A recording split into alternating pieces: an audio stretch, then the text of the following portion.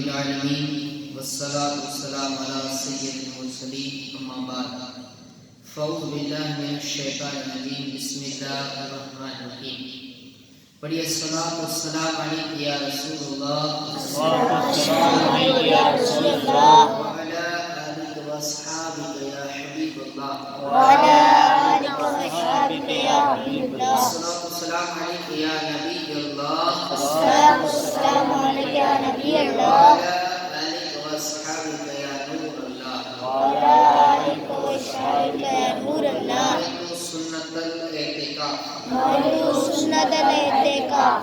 نبی اکرم صلی اللہ علیہ وسلم نے ارشاد فرمایا، جو مجھ پر ایک مرتبہ درود پاک پڑھتا ہے اللہ کریم اس پر 10 رحمتیں نازل فرماتا ہے، اور ایک فرشتہ اس درود پاک کو مجھ تک پہنچانے پر مقرر ہے۔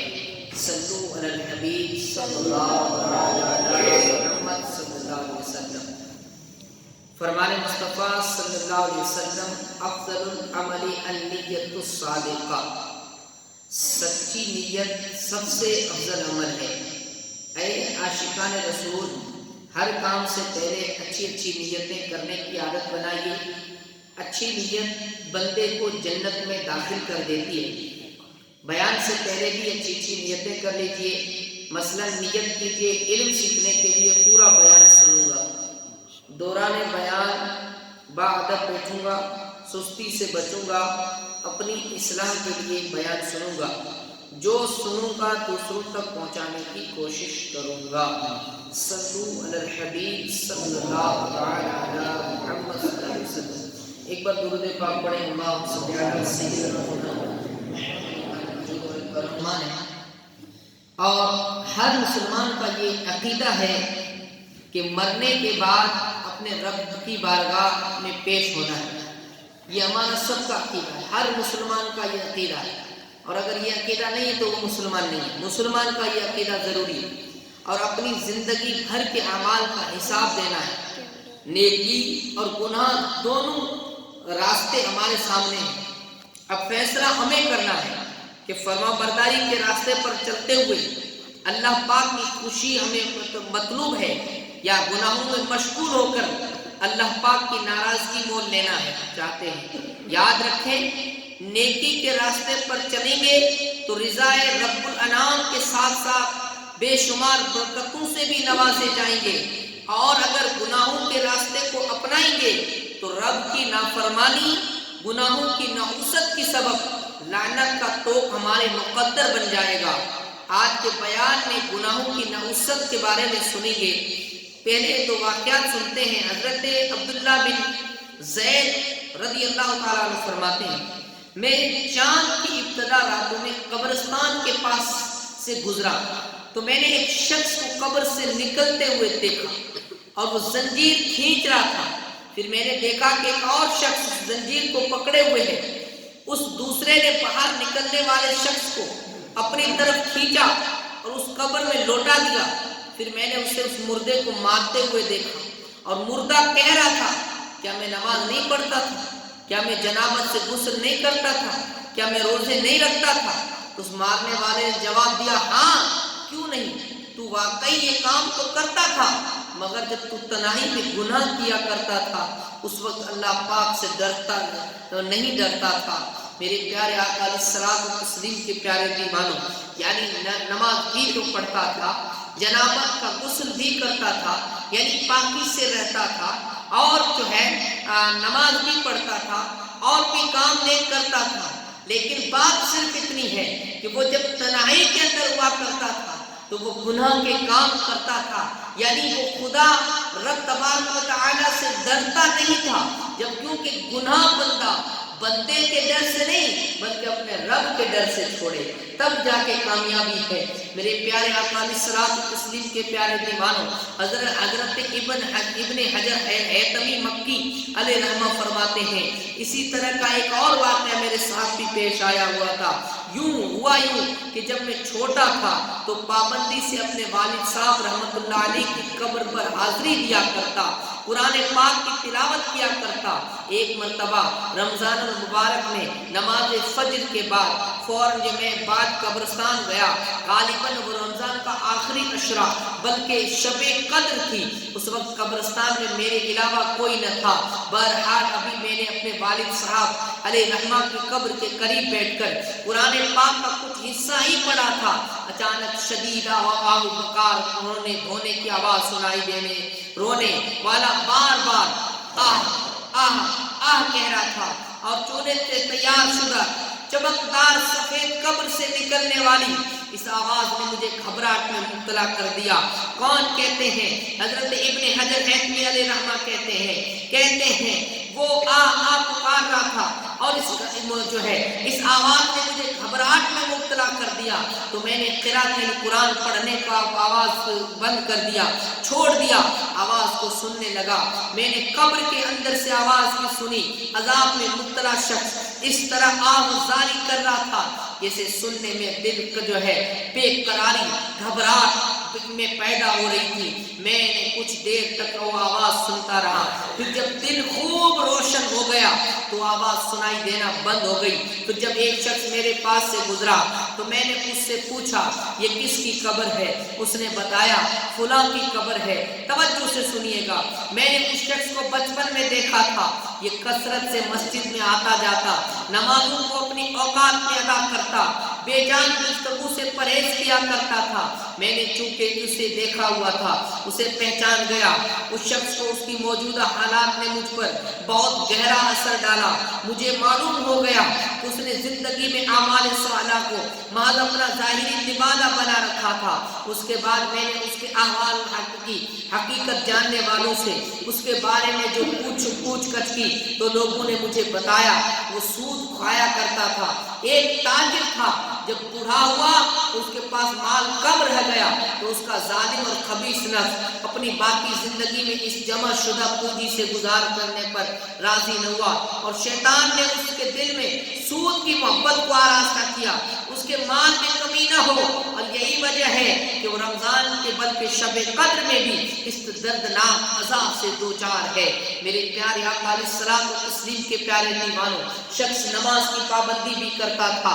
حضرت حیثمی علیہ رحمہ کہتے ہیں کہ وہ نماز کی پابندی بھی کرتا تھا، میں نے اس کو بچپن میں دیکھا تھا۔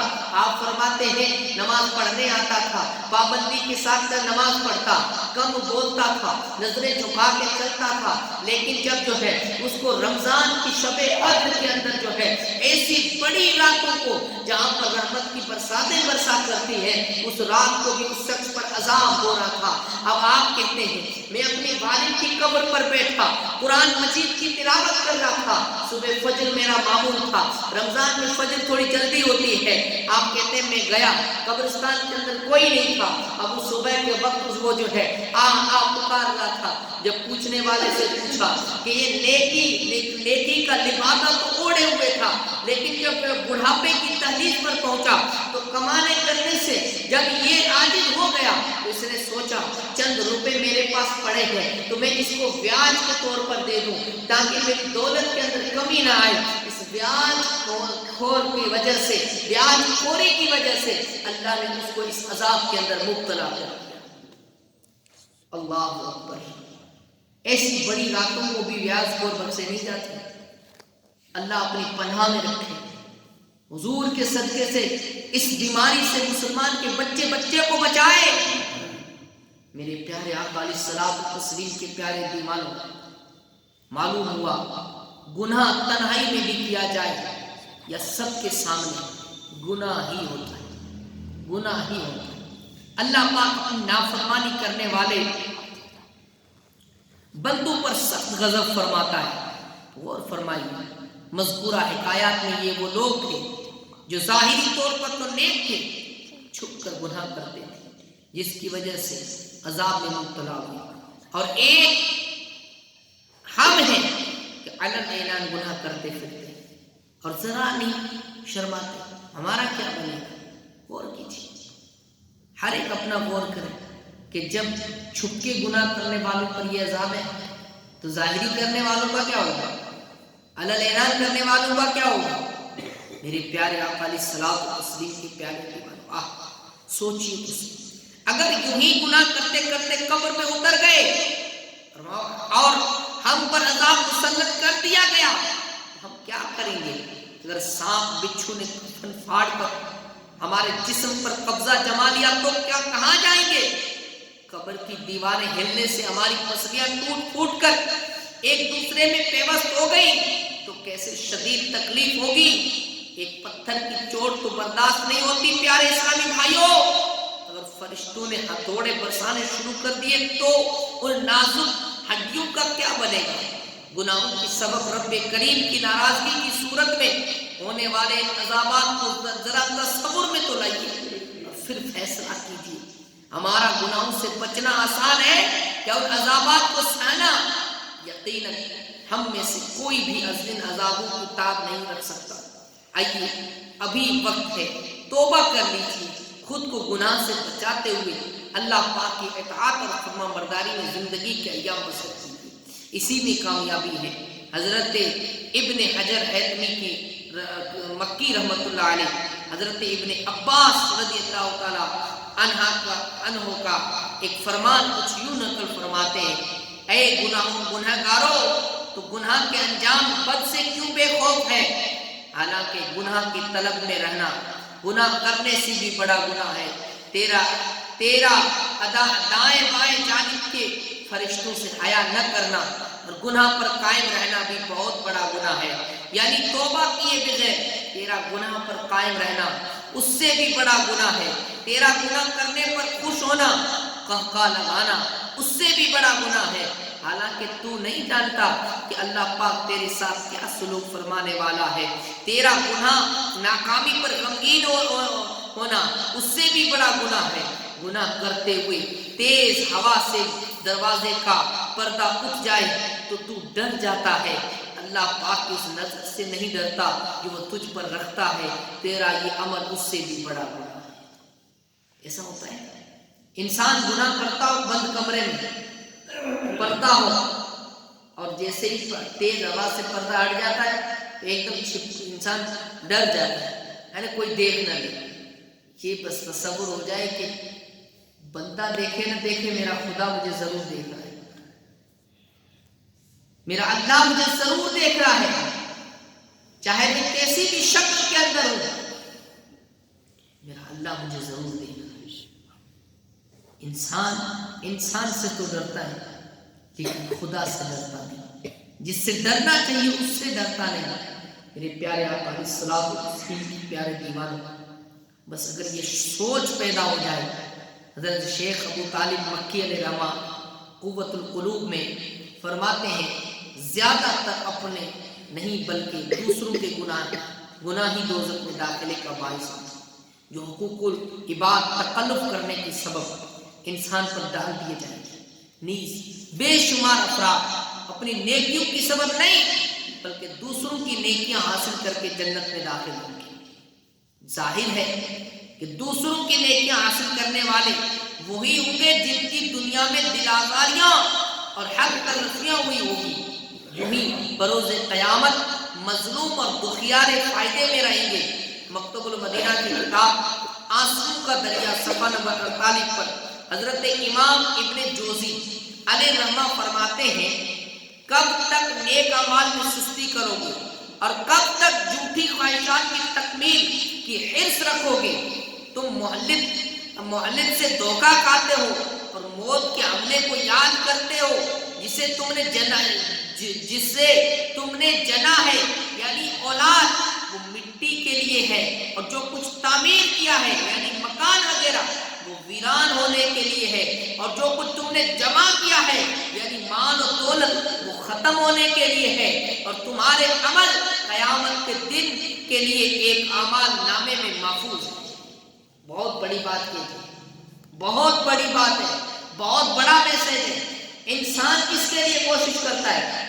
अपनी औलाद के लिए मशक्क़तें उठाता है, अपने मकान को बेहतर बनाने के लिए मशक्क़तें उठाता है। और ये क्या है? औलाद मिट्टी है। इंसान किससे बना है? मिट्टी, और मिट्टी के अंदर ही जाना है। और घर क्या वीरान है? हाँ, ये एक सराय की तरह है, आज है कल कोई और होगा। پرسوں کوئی اور ہوگا، ترسوں کوئی اور ہوگا. یہ ایک ویرانہ محل ہے جناب. ہاں یہ ویران ہے، اولاد مٹی ہے، اور مال ایک نہ ایک دن ختم ہونے والا ہے. یہ تینوں چیزیں جس کے لیے انسان کوشش کرتا ہے وہ تینوں اس کے پاس رہنی نہیں. اور تیرے اعمال جو اچھے ہیں یا برے ہیں وہ تیرے ساتھ ہیں، محفوظ ہیں، وہ اللہ کے حضور تجھے پیش ہونے ہیں. تیرے اعمال قیامت کے دن وہ محفوظ ہے، اس کو بہتر بنانا چاہیے. جو محفوظ ہے وہ ختم ہونے والی اس چیز کے لیے کیا کوشش کرنی ہے. آخری بات، آج جہنم کا خوفناک عذاب، گناہوں سے کنارہ کشی نہایت ہی ضروری ہے، ورنہ سخت آزمائش کا سامنا ہو سکتا ہے. ہمیں اپنے گناہوں پر ندامت ہونی اور اس کی وجہ سے دہشت کھانی چاہیے. کاش نصیب ہو جائے. اس زمن میں ایک حکایت سنیے. ایک مرتبہ عابدین یعنی عبادت گزاروں کا ایک قافلہ جس میں حضرت عطا رحمۃ اللہ علیہ بھی موجود تھے سفر پر چلا. کثرت عبادت کے سبب ان عابدین کی آنکھیں اندر کی طرف ہو گئی، پاؤں سوج گئے تھے اور خربوزے کے چھلکوں کی طرح کمزور ہو گئے تھے. محسوس ہوتا تھا گویا ابھی ابھی قبروں سے نکل کر آ رہے ہیں. راہ میں ایک عابد بے ہوش ہو گئے. سخت سردی کے باوجود ان کے سر سے بسبب دہشت پسینہ ٹپکنے لگا. ہوش آنے کے بعد لوگوں کے استفسار پر بتایا، جب میں اس جگہ سے گزرا تو مجھے یاد آیا کہ فلاں روز اس مقام پر میں نے گناہ کیا تھا. اس خیال سے میرے دل میں حساب آخرت کی دہشت طاری ہو گئی اور میں بے ہوش ہو گیا. میرے پیارے آقا علیہ الصلوۃ والتسلیم کے پیارے دیوان، غور کیجیے. عابد اللہ کی عبادت کرنے والا اور عبادت بھی اتنی کثرت سے کرنے والا کہ جناب ان کے پاؤں بھی جس طریقے سے خربوزے کا چھلکا سوکھ کے ہو جاتا ہے ایسے پاؤں کی چمڑی ہو چکی تھی. لوگ سمجھتے کہ گویا کہ ابھی قبر سے اٹھ گیا. اللہ کی اتنی عبادت ہے، آنکھیں اندر دھس گئی ہو، جن کو دنیا سے کوئی مطلب نہیں، لیکن پھر بھی جو پہلے اگر کوئی گناہ ہوا تھا تو وہ اگر اسی جگہ پر آ جاتے ہیں تو یاد کرتے ہیں، تو اپنے گناہ کو یاد کر کے سخت سردیوں کے اندر پسینہ آ جاتا ہے. ہم دھڑلے سے جھوٹ بولے جا رہے ہیں، غیبتیں کیے جا رہے ہیں، نمازیں چھوڑے جا رہے ہیں، پتہ نہیں طرح طرح کے ہم سب اس میں آ گئے کیے جا رہے ہیں. یا تو کوئی گناہ کرتا ہے تو اس کو کبھی برا نہیں جانتے، دیکھتے تو اصلاح نہیں کرتے. بہت سارے مسائل ہیں. علم سیکھنا جتنا ضروری ہے اتنا سیکھتے نہیں ہیں. یہ سب مسائل ہیں. تو میرے پیارے آقا علیہ الصلوۃ والتسلیم کے پیارے دیوان، ہمیں بھی ایک دن مر کر کے اپنی قبر کے اندر جانا ہے. جو چلے گئے ہیں وہ جا چکے ہیں، لیکن ہم نے اپنی اس منزل کو پار کرنا ہے. اللہ پاک کی بارگاہ میں دعا کرتا ہوں اللہ ہم سب کو سچی پکی توبہ کی توفیق عطا فرمائے اور حضور علیہ الصلوۃ والتسلیم کے صدقے سے ہمارے بابا مولا پہ حساب مغفرت فرمائے. آخر دعوانا الحمدللہ رب العالمین.